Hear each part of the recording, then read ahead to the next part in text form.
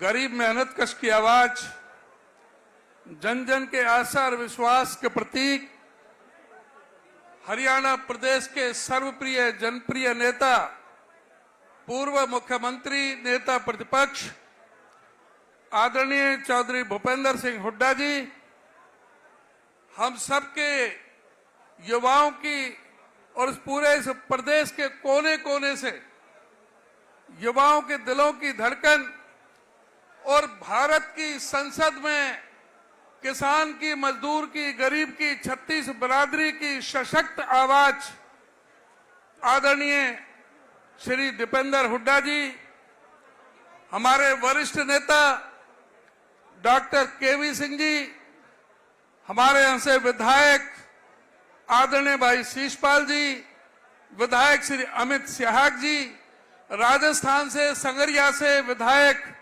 आदरणीय भाई अभिमन्यु पूनिया जी, हमारे बीच में उपस्थित हमारे पूर्व स्पीकर आदरणीय श्री अशोक अरोड़ा जी, आदरणीय पंडित कुलदीप शर्मा जी, हमारे पूर्व केंद्रीय मंत्री आदरणीय श्री जयप्रकाश जी, मंच पर बैठे हुए मेरे सभी सम्मानित विधायकगण, पूर्व विधायकगण, हमारे सभी फ्रंटल ऑर्गेनाइजेशन और विभिन्न प्रकोष्ठों से आए हुए मेरे सभी सम्मानित नेतागण और इस विशाल जनसमूह में आए हुए मेरे सभी सम्मानित बुजुर्गों, नौजवान दोस्तों, आज हम सबके लिए बड़ा ये जो हमारे जो किसान लोग जो आंदोलन के दौरान जो शहीद हुए थे 750 किसान, उनको श्रद्धांजलि अर्पित करने के लिए इस विशाल जनसभा का जो आयोजन किया गया, मैं उन महान सभी किसान शहीदों को मैं बहुत बहुत मैं नमन करता हूं, उनको श्रद्धांजलि अर्पित करता हूं। और ये जो विशाल जो इकट्ठ आपका हुआ है, यह इस बात का प्रतीक है कि इस प्रदेश से भारतीय जनता पार्टी जा रही है और कांग्रेस पार्टी आ रही है। आज जो किसानों का जो एक 13 महीने तक जो आंदोलन चला था, आज उस पर जो इकट्ठे हुए हैं, ये हमें देखने की आवश्यकता है कि आखिर वो आंदोलन क्यों हुआ। यही नरेंद्र मोदी जी की गारंटी थी, उनकी गारंटी थी कि मैं सरकार में आऊंगा तो किसानों की आमदनी दुगनी करूंगा। इन्हीं की गारंटी थी कि मैं स्वामीनाथन रिपोर्ट को लागू करूंगा। इन्होंने ही गारंटी दी थी कि मैं C2+50 के हिसाब से स्वामीनाथन रिपोर्ट को लागू करूंगा और MSP देने का काम करूंगा। लेकिन इन जुमलेबाजों ने जिस तरह से हर मोर्चे पर इन्होंने जुमलेबाजी की, किसानों के साथ धोखा किया और उनके साथ जो अदानी अंबानी जैसे लोगों के साथ समझौता करके जो 3 काले कृषि कानून लेकर आए थे, जिसके ऊपर हमारे जो किसानों ने जब आंदोलन किया तो उनको तरह तरह से किस तरह से बदनाम करने का काम किया। कभी उनको खालिस्तानियों का आंदोलन कहा गया, कभी उनको सिखों का आंदोलन किया गया, कभी उनको जाटों का आंदोलन बताया गया और उनको तरह तरह से अपमानित करते हुए उनके सामने कभी कील ठोकने का काम किया, ठंडे पानी की बौछारें देने का काम किया, लाठी चार्ज करने का काम किया। लेकिन जो किसान अपने सर पर कफन बांध के गए थे, वो क्रांति का वो प्रतीक थे कि ऐसी निरंकुश सरकार को 13 महीने लगे लेकिन उनको झुकाने का काम किया। लेकिन उसके बावजूद भी इस निरंकुश सरकार ने किसानों को झांसा दे करके वो आंदोलन खत्म करने का काम किया था। लेकिन आज भी ना स्वामीनाथन की रिपोर्ट लागू हुई है, ना MSP लागू हुई है। ये बात आज सोचने समझने की जरूरत है।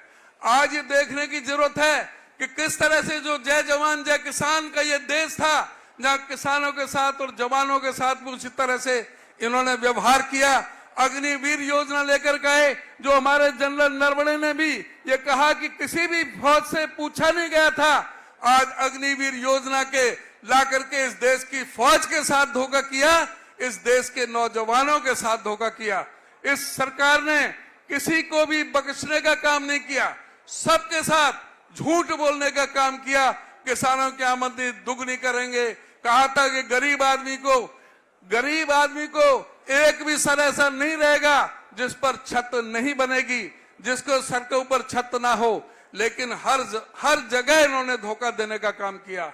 जो केंद्र सरकार ने एक बार जो किए भी थे, 1,38,200 मकान जो गरीबों के लिए बनने थे, 495 करोड़ की केंद्र से जो ग्रांट आई थी, वो भी खट्टर सरकार ने वो ग्रांट भी वापस करने का काम किया। एक भी किसी का मकान पूरे प्रदेश के अंदर इस सरकार ने नहीं बनाया। ये दलित विरोधी है, किसान विरोधी है, ये गरीब विरोधी सरकार है। आदरणीय हुड्डा साहब ने 100 गज के प्लॉट 3,82,000 लोगों को देने का काम इसी प्रदेश में गरीबों को रातों रात लखपति बनाने का काम अगर किया तो चौधरी भूपेंद्र सिंह हुड्डा जी ने किया था। हुड्डा जी ने एक कलम से 11,000 सफाई कर्मचारी भर्ती करने का काम किया था। घर घर में पानी की टंकी पहुंचाने का काम किया था। हुड्डा साहब ने अपने समय में हर गरीब आदमी को आश्रय प्रदान किया। हुड्डा साहब के समय में यह नारा लगता था कि हुड्डा तेरे राज में जीरी गई जहाज में। आज नारा लगता है कि खट्टर तेरे राज में जीरी गई ब्याज में। ये आपने देखना है।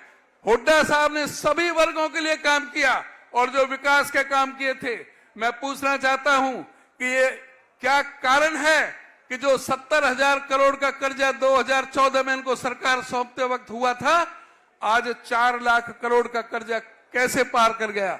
आज इस हरियाणा प्रदेश में कोई बच्चा अपने मां के पेट से जन्म ले रहा है तो वो 1,32,800 रुपए का कर्जा लेकर के पैदा हो रहा है। प्रदेश की अर्थव्यवस्था पूरी तरह से चौपट कर दी। इसके लिए कौन दोषी है? आज प्रदेश के अंदर हुड्डा साहब ने 4 बिजली के बड़े कारखाने लगाए थे, 43,000 करोड़ रुपए उस पर इन्वेस्ट किया था। इन्होंने 1 यूनिट बिजली का कोई कारखाना नहीं लगाया।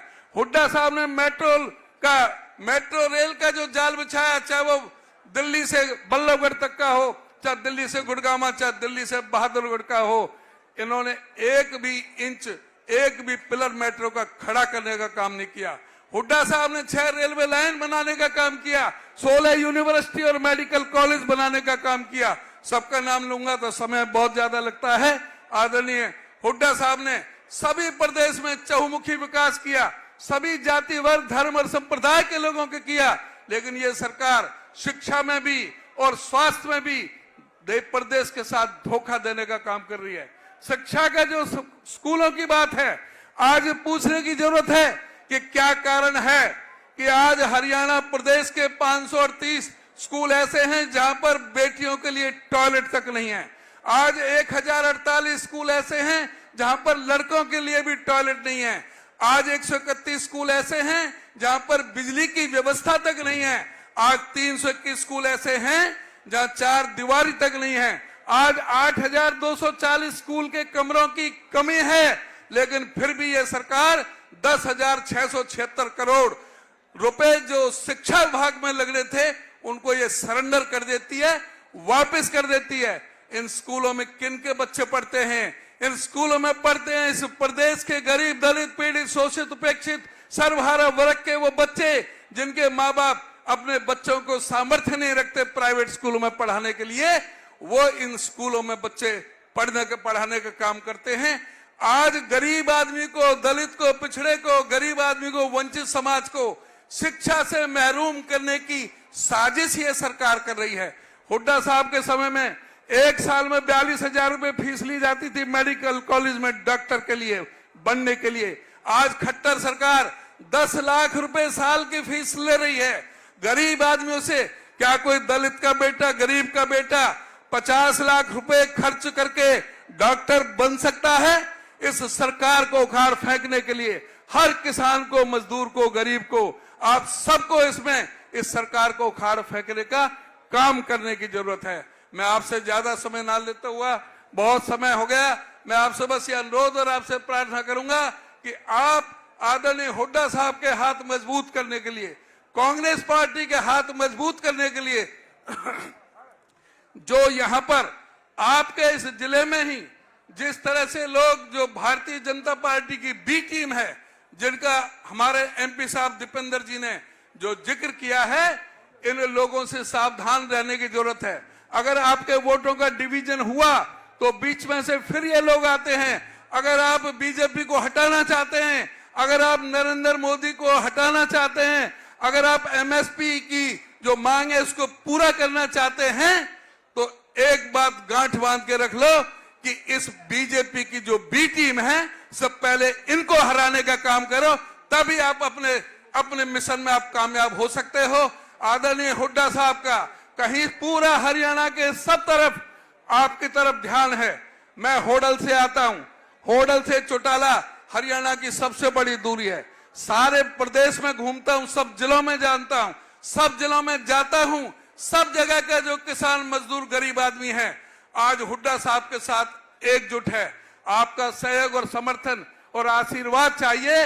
मैं आपसे बस एक बार ये और अपील करूंगा, एक बार आप फिर हाथ उठा करके कहो कि आप कांग्रेस पार्टी को मजबूत करेंगे, हुड्डा साहब को मजबूत करेंगे, और जो कांग्रेस पार्टी के काम है, जो आदरणीय दीपेंद्र जी ने और जो डॉक्टर केवी सिंह ने जो यहाँ की मांग रखी है, उन मांगों को कांग्रेस पार्टी के शासन में आने के बाद उस मांग को पूरी तरह से पूरा करने का काम यह सरकार करेगी। और इसी के शब्दों के साथ मैं आप सबका बहुत बहुत धन्यवाद करता हूं।